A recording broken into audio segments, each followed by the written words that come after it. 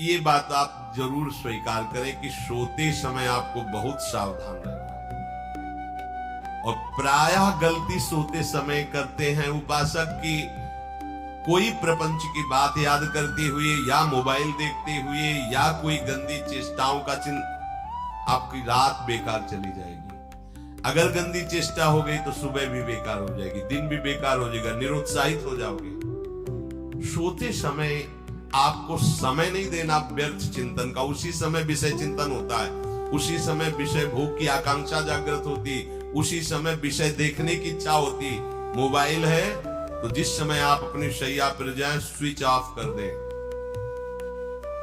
उसमें मैसेज घंटी आने का कोई भी रास्ता मत रखें। मान लीजिए आप उपासक हैं भगवत प्राप्ति की, 30-35 वर्ष ये नहीं था तो सब मर नहीं गए थे।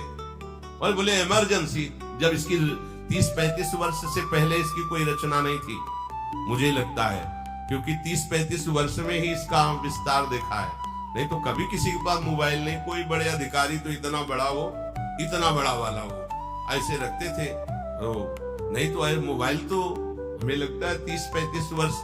तो फिर इमरजेंसी कैसे चलती थी? कैसे चलती थी इमरजेंसी? और आप ब्रह्मा हो क्या कि इमरजेंसी संभाल लोगे? स्विच ऑफ करो। जो सब इमरजेंसी संभालने के लिए तैयार रात दिन न सोता है, वो हर समय जागृत रहता है, वो हमारा आराध्य देव है। स्विच ऑफ करो, चिंतन लगाओ श्री जी का। ये जो रात्रि के शयन के समय मोबाइल में इधर उधर दृश्य देखने हैं, अपने सर्वनाश का बीज बोना है। मान लो, हमारी प्रार्थना मान लो, ये उस समय मन आपको परेशान करेगा जब कमरे की सिटकिनी अंदर से बंद होगी। सबसे प्रार्थना है रात्रि के शयन के समय। तो बोले फिर ठीक है 10 बजे तक देख लेंगे मोबाइल, इसके बाद शयन के समय भजन कर लेंगे। होगा ही नहीं। क्या तुम देखना चाहते?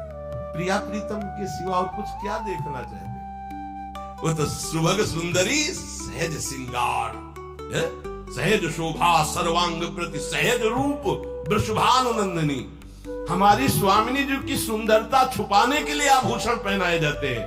औरों को तो आभूषण सुंदरता बढ़ाने के लिए, यहां छवि के छिपाए बे को ऐसे के दास होके क्या देखोगे मोबाइल में? क्या देखना चाहिए? वासना की क्रीड़ा, और तुम उस क्रीड़ा को देखना चाहते हो? परमार्थ के पथिक हो। देखना है तो प्रभु को देखने की वृत्ति रखो, अन्यथा मूंद लो आंखें। प्यारे, महान फल प्राप्त करोगे।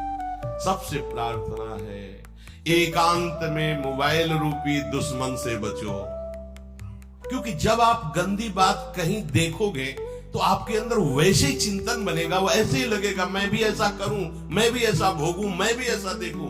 मान लीजिए आप, जब हमारे शास्त्र कहते कि पशु पक्षियों के मैथुन को भी नहीं देखना है, अगर ऐसा एक बार दृष्टि पड़े तो मानसिक प्रणाम करके दोबारा दृष्टि ना देना। और आप मोबाइल में ऐसी चेष्टाएं देखोगे, कैसे आप भगवत भजन करोगे?